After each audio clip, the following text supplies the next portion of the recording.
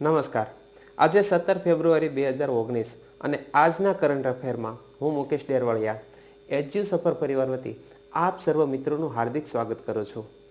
મિત્રો, હિન્દીનું એક સરસ મજાનું ગીત છે, રૂક જાના નહીં તું કહી હાર કે, કાંટો પે ચલ કે મિલેંગે સાઈ બહાર કે, ઓ રાહી. મિત્રો, પ્રાચીન સમયના હિન્દી ફિલ્મના ગીતોમાંથી આપણને જોમ અને જુસ્સો મળે એવા ઘણા બધા ગીતો હોય છે. મિત્રો, મોટિવેશનલ ગીત, મોટિવેશનલ સ્ટોરી સાંભળવાથી તમારી અંદરની જે એનર્જી છે એમાં ખૂબ વધારો થતો હોય છે અને આ એનર્જી આપણને આગામી કોમ્પિટિટિવ એક્ઝામની તૈયારી માટે પ્રેરક બળ પૂરું પાડતું હોય છે. તો આવા પ્રેરક બળને તમે હંમેશા સાચવી રાખો અને જેથી કરીને આવનારી એક્ઝામને તમે ક્લિયર કરી શકો. મિત્રો, શરૂ કરીએ આજના કરંટ અફેરને. તો આજે દિન વિશેષમાં છે 17 ફેબ્રુઆરી એટલે કે ચિમનભાઈ પટેલનો નિર્વાણ દિવસ.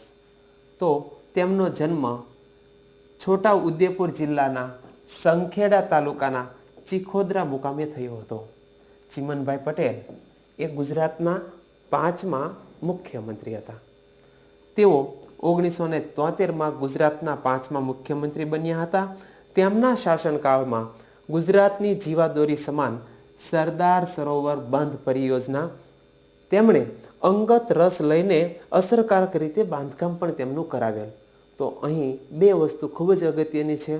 ગુજરાતના 5મા મુખ્યમંત્રી અને સરદાર સરોવર બંધનું બાંધકામ કયા મુખ્યમંત્રીના શાસનકાળ દરમિયાન થયું હતું? તો ચિમનભાઈ પટેલ. મિત્રો, અમારા આ જો વિડીયો ગમતા હોય અને તમે વિડીયો પ્રથમવાર નિહાળતા હોવ તો અમારી એજ્યુ સફર ચેનલને નીચે બેલ આઇકોન જેવી નિશાની છે તેનો સબસ્ક્રાઈબ કરી વાળજો, જેથી કરીને આવનારા દરેક વિડીયોની નોટિફિકેશન આપના મોબાઈલમાં મળતી રહે. ચિમનભાઈ પટેલ વિશે વાત કરીએ તો તેઓ સમગ્ર ભારતમાં એક મુખ્યમંત્રી એવા હતા કે જેમણે જૈનના પવિત્ર તહેવાર પર્યુષણના 10 દિવસ દરમિયાન દરેક પ્રકારના પ્રાણીઓના વધ અને માંસના વેચાણ પર પ્રતિબંધ મૂકતો કાયદો પસાર કર્યો હતો. ખૂબ જ અગત્યનો ટોપિક છે. પર્યુષણના દિવસ ઉપર જૈન ધર્મ માટે થઈને તેમણે પ્રાણીઓના વધ અને માંસના વેચાણ ઉપર પ્રતિબંધ મૂકતો કાયદો ઘડ્યો હતો. આ કાયદો 3 ઓક્ટોબર 1993થી અમલમાં આવ્યો હતો અને ચિમનભાઈ પટેલનું અવસાન 17 ફેબ્રુઆરી 1994ના રોજ અમદાવાદ ખાતે થયું હતું. ત્યાર પછી આજના સમાચાર જોઈએ તો રાજ્ય સમાચારમાં જોઈએ તો ઓફિસર્સ ઇન્સ્ટિટ્યૂટ ઓફ શૂટિંગનું ઉદ્ઘાટન કરવામાં આવ્યું છે. અહીં એક સંસ્થાનું નામ છે જે ખૂબ જ અગત્યની વાત છે. ઓફિસર્સ ઇન્સ્ટિટ્યૂટ ઓફ શૂટિંગનું ઉદ્ઘાટન સુરત મુકામે આપણા રમતગમતના મંત્રી અને તેમના દ્વારા શૂટિંગ રાઇફલ અંતર્ગત આ એક ઇન્સ્ટિટ્યૂટનું ઉદ્ઘાટન કરવામાં આવ્યું છે. સમાચારમાં જોઈએ તો આ ઇન્સ્ટિટ્યૂટને ઈશ્વરસિંહ પટેલે ખુલ્લી મૂકી છે. ઈશ્વરસિંહ પટેલ રાજ્ય રમતગમત મંત્રી છે. આ ઇન્સ્ટિટ્યૂટ સુરત ખાતે આવેલ છે અને આ ઇન્સ્ટિટ્યૂટ એર રાઇફલ પિસ્તોલ શૂટિંગની તાલીમ આપવા માટે બનાવેલ છે. મિત્રો, તમે આની અંદર કલર ફોન્ટ છે એ અગત્યના પ્રશ્નો બને અને એના જવાબમાં મૂકી શકાય એવા અહીં કલર ફોન્ટ તમને જોવા મળશે. તો અહીં તમે જે અલગ કલરના ફોન્ટ છે એના ઉપર ખાસ નજર કરજો. ત્યાર પછી સમાચાર જોઈએ તો ગઈકાલના ઘટનાક્રમને આગળ વધારે એવું સ્ટેચ્યુ ઓફ યુનિટી ખાતે all India state election commission conference યોજાઈ રહી છે. આ કોન્ફરન્સને રાજ્યપાલ શ્રી OP કોહલીએ ખુલ્લી મૂકી છે. આ કોન્ફરન્સ 17 ફેબ્રુઆરીથી 3 દિવસ દરમિયાન યોજાવાની છે. આ કોન્ફરન્સમાં લોકશાહી અને મતદાતાઓના મૂળ મજબૂત કરવા અંગે ચર્ચા વિચારણા પણ કરાશે. ઓમ પ્રકાશ કોહલી આપણા ગુજરાતના રાજ્યપાલ અને આપણા રાજ્યના પ્રથમ નાગરિક કહી શકાય એ આપણે રાજ્યપાલનો હોદ્દો જે આપણને ખ્યાલ છે. મિત્રો, અમારા વિડીયોને તમે વધારેમાં વધારે મિત્રો સુધી શેર કરજો. આગળ વધીએ કરંટ અફેરમાં તો અહીં તમને એક શબ્દ જોવા મળશે, વાયુ શક્તિ 2019 એક્સરસાઇઝ.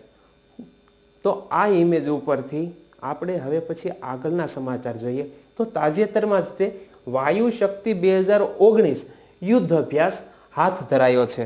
એના વિશેના સમાચાર જોઈએ નેશનલ ન્યૂઝમાં. ભારતીય હવાઈ દળ દ્વારા પોતાની યુદ્ધ ક્ષમતાના પરિચય માટેનો વાયુ શક્તિ 2019 અભ્યાસ શરૂ કરાયો છે. તમે અહીં ઇમેજમાં પણ જોઈ શકો છો કે MiG 29 અને જે હેલિકોપ્ટર છે એના દ્વારા રાજસ્થાનના પોખરણ મુકામે આ યુદ્ધ અભ્યાસ થઈ રહ્યો છે અને તેનું નામ છે વાયુ શક્તિ 2019 યુદ્ધ અભ્યાસ. આ યુદ્ધ અભ્યાસ રાજસ્થાનના ભારત પાકિસ્તાન સરહદ નજીક આવેલા પોખરણમાં કરવામાં આવ્યો છે. આ યુદ્ધ અભ્યાસમાં આકાશમાં જ તે મિસાઇલ છોડવી, અદ્યતન ટેકનોલોજી વાળા MiG 29 વિમાનોમાંથી ફાયરિંગ જેવા કરતબો દર્શાવવામાં આવશે કે જેથી કરીને આપણે બાહ્ય સુરક્ષા છે, સરહદ સુરક્ષા એમાં સતત વધારો થાય એ માટે વારંવાર જુદા જુદા યુદ્ધ અભ્યાસ હાથ ધરવામાં આવતા હોય છે.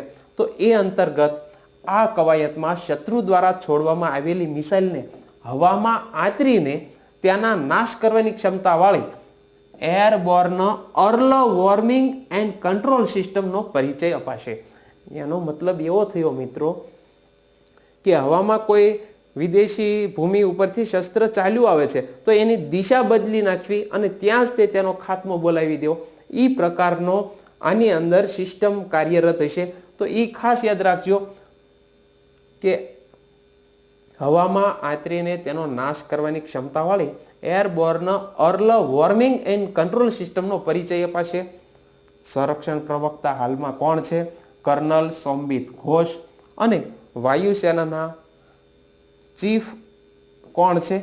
બિરેન્દ્રસિંહ ધનોઆ, જે તમે અહીં ઇમેજમાં પણ જોઈ શકો છો.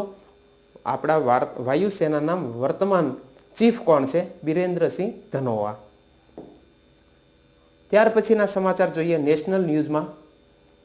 અરુણાચલ પ્રદેશમાં રોવાવાળો સાપ મળ્યો છે. આશ્ચર્યજનક વાત છે. એક સાપ એવો મળ્યો છે અરુણાચલ પ્રદેશમાં જે રોવાવાળો સાપ છે, એની આંખમાંથી સતત પાણી ટપકે છે. એટલા માટે નામ આપ્યું છે ક્રાઇંગ સ્નેક. તો એના વિશે વાત કરીએ. અરુણાચલ પ્રદેશમાં વૈજ્ઞાનિકોને મળેલો રોવાવાળો સાપ કિલબેક પ્રજાતિનો છે. આ સાપનું વૈજ્ઞાનિક નામ હેબિયસ લેક્રીમા છે. ન્યુઝીલેન્ડથી પ્રકાશિત જુટાક્ષા સામયિકોમાં આ પ્રજાતિઓની શોધની જાહેરાત કરાય છે. યાદ રાખજો, જુટાક્ષા ન્યુઝીલેન્ડથી પ્રકાશિત થતું એક સામયિક છે, એની અંદર આ ઘટસ્ફોટ થયો છે. આ સાપની લંબાઈ 48.7 સેન્ટીમીટર છે. અને હજુ વિશેષતા જોઈએ તો વિશ્વમાં આ સાપની 3709 પ્રજાતિઓ છે. પૂર્વ ભારતમાં 110 પ્રજાતિઓના સાપ જોવા મળે છે અને તેમાં પણ 55 જેટલા અરુણાચલ પ્રદેશમાં સાપ જોવા મળે છે. તમને જે અહીં ઇમેજમાં દેખાય છે તે છે ક્રાઇંગ સ્નેક, એટલે કે રડવાવાળો સાપ.